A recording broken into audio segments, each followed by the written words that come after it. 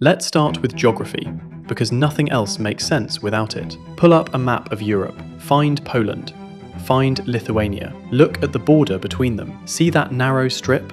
About 65 kilometers, fields, forests, a couple of roads. To the left of that strip sits Kaliningrad, a Russian territory, cut off from mainland Russia. It's packed with military bases, missiles, and Russia's Baltic fleet. To the right, Belarus. At this point, basically a Russian military launch pad. Those 65 kilometers are the only land connection between Lithuania, Latvia, Estonia, and the rest of NATO. If Russia and Belarus hit that strip from both sides at the same time, 3 countries end up surrounded, cut off from their allies. This is called the Suwalki Gap. Military analysts call it NATO's Achilles heel, the most dangerous place on Earth. Not an exaggeration. That's an actual quote from actual people. Latvia is a country with fewer people than Denver, Colorado.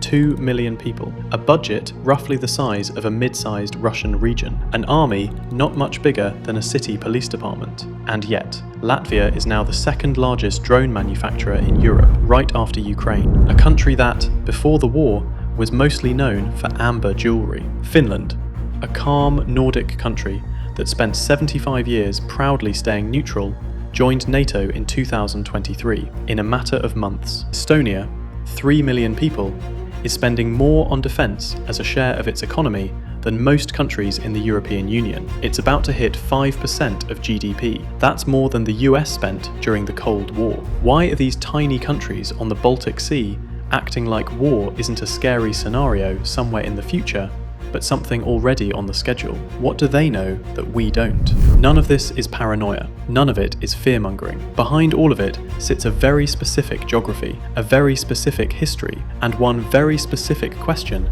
that analysts all over the world are now asking out loud. Will Putin attack the Baltic states? And if so, when?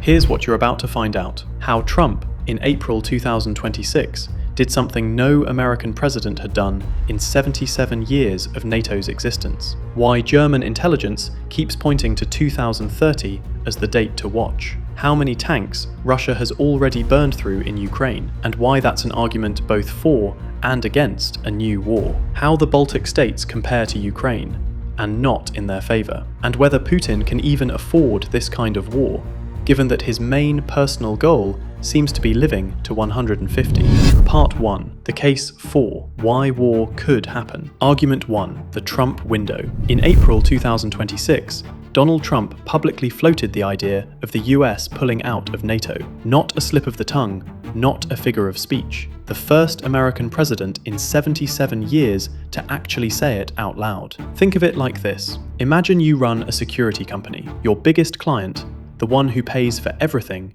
suddenly says, "Why do we even have this contract?" That's where NATO stands right now. For Putin, this is basically a clearance sale. There hasn't been a better moment since the Soviet Union fell apart, and it won't last. Come autumn 2026, Republicans are likely to lose their majority in Congress at the midterms. And on January 3rd, 2027, when the new Congress takes over, Trump's grip on power stops being absolute. The clock is ticking, and both sides know it.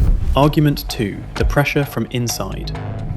The war in Ukraine has ground to a standstill. Russian oil refineries keep burning. Drones are reaching Moscow and the Urals. And the public narrative of victory is getting harder and harder to keep up. Putin is a personalist autocrat. What that means in plain English, his power doesn't come from elections or laws.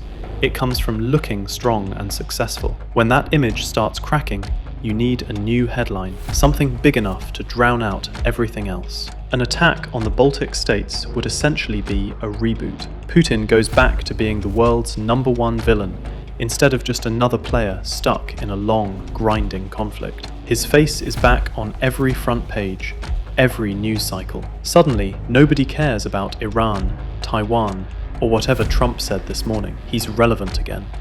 Argument 3. The target looks manageable on paper. The combined population of Lithuania, Latvia, and Estonia is around 6 million people. Combined land area, roughly 175,000 square kilometers. Total active military across all 3 countries, about 37,000 troops, with reserves under 180,000. Compare that to Ukraine, which managed to stop a Russian blitzkrieg.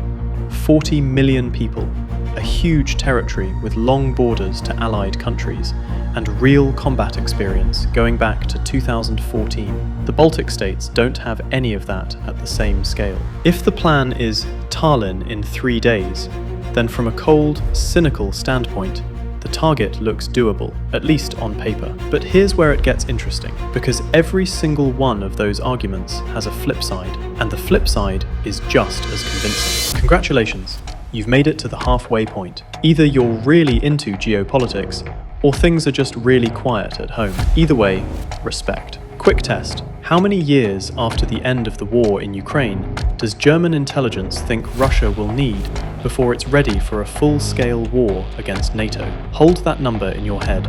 We'll come back to it in a minute. The case against. Why war might not happen. Alright, the answer to the test. Germany's domestic intelligence agency puts it at around 2030, not in 3 months, in 4 years minimum. Baltic government officials, speaking to the Wall Street Journal back in 2025, gave an even longer estimate, 7 to 10 years after the war in Ukraine ends. So if there's a ceasefire in 2026, we're talking somewhere around 2033 to 2036. That matters, because the single biggest argument against war right now is this: Russia doesn't have the resources for another one. Over 4 years in Ukraine, Russia burned through roughly 4,500 tanks, more than 10,000 armoured vehicles, and over 350 aircraft and helicopters. These were Soviet-era stockpiles, built up over decades for exactly this kind of large-scale European war. Gone. Used up fighting over villages and tree lines. They're not coming back. The professional army is gone too. The Russian military today is basically yesterday's bus drivers, dying within weeks of signing their contracts. A war with the Baltics isn't a 3-day operation. It means NATO, Poland, Finland, Germany, the UK. Under any scenario, it turns into a drawn-out conflict, and Russia simply doesn't have the people, the equipment, or the money for that, not all at once. Argument 2. Trump cuts both ways. Trump might abandon his allies. We covered that.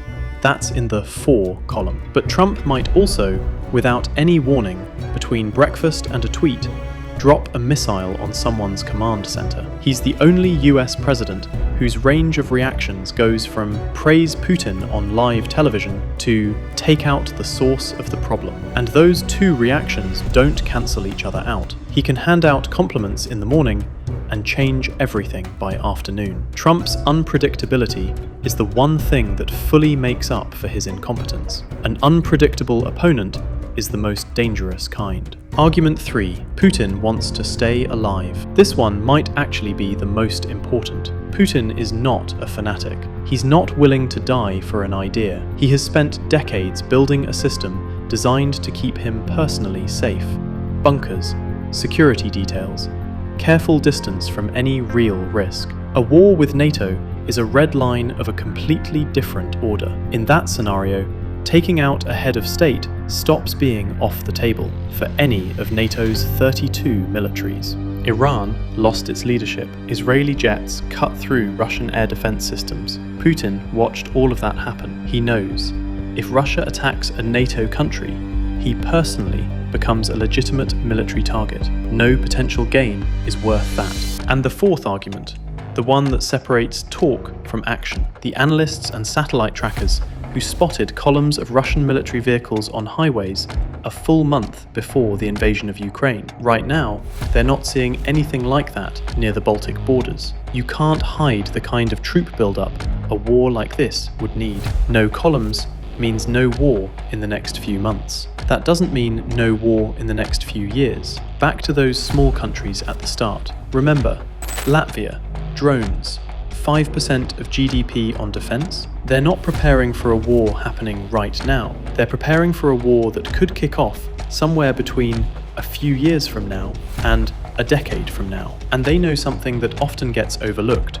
Finland and Sweden are now in NATO. That means the Baltic Sea is no longer a Russian lake. Supply by sea and air is viable even if the Suwalki Gap gets cut off. The surround them and take them plan is a lot harder to pull off than it used to be. They're small, but they're not defenseless, and they're not alone anymore. Closing thoughts. There's a strange paradox at the heart of all this. The more a country prepares for war, the less likely war becomes. That's what deterrence is. But deterrence only works when it's real. 2 million Latvians building more drones than the rest of Europe. 3 million Estonians spending on defense like war is tomorrow. That's not hysteria. That's people who live next door to someone who once said, "This will never happen," and then made it happen anyway. They remember, so they prepare. The question isn't really whether Putin will attack the Baltics. The question is whether the price tag is worth it, and whether he'll decide that it is. Right now,